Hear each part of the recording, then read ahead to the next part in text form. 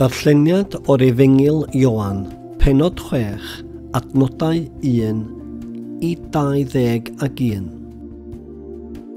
Beth amser ar ôl hyn, croesodd Iesu i ochr draw llyn Galilea. Hynny ydy llyn Tiberias. Aeth tyrfa fawr o bobl ar ei ôl am ei bod wedi gweld yr arwyddion gwirthiol o iachau pobl oedd yn sâl. Dringodd Iesu i ben y bryn a geistedd yno gyda'i ddisgyblion. Roedd gwyl y Pasg un o'r wyliau i ddewon yn agos.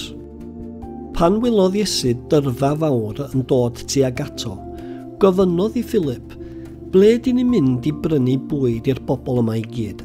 Roedd eisiau gweld beth fyddai ymateb Philip, achos yr oedd Iesu'n gwybod beth oedd e'n mynd i wneud.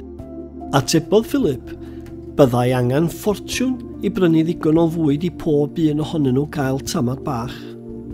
Yna, dyma un o'i ddisgyblion eraill, Andreas, brawd Simon Peter, yn dweud, mae bachgan yma sydd â 5 torth haidd a 2 bysgodyn bach ganddo, ond dydy hynny fawr o werth hefo cymaint o bobl.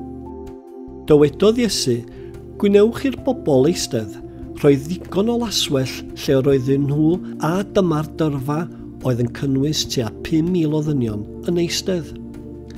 Yna, cymerodd Iesu y torthau ac ar ôl dweud gweddi o ddiolch, ei rhannu i'r bobl oedd yn eistedd.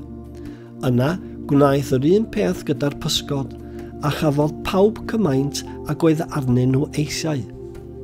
Ar ôl i bawb gael llond i boliau, dywedodd Iesu wrth ei ddisgyblion, casglwch yr tamidau sydd dros ben, peidiwch gwastraffu dim. Felly, dyma nhw'n casglu a llenwi 12 basged gyda'r tamidau o'r 5 dorth haidd oedd heb eu bwyta.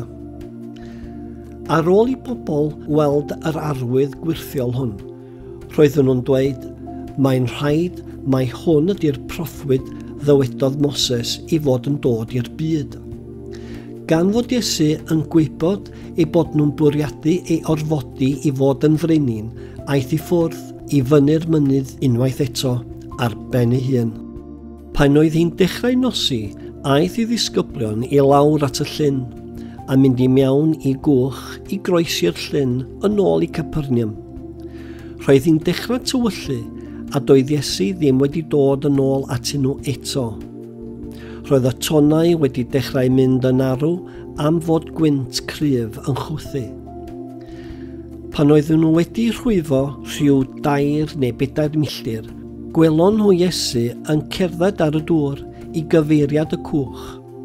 Roedden nhw wedi dychryn, ond meddai Iesu wrthyn nhw, fi ydy paidiwch bod ag ofn.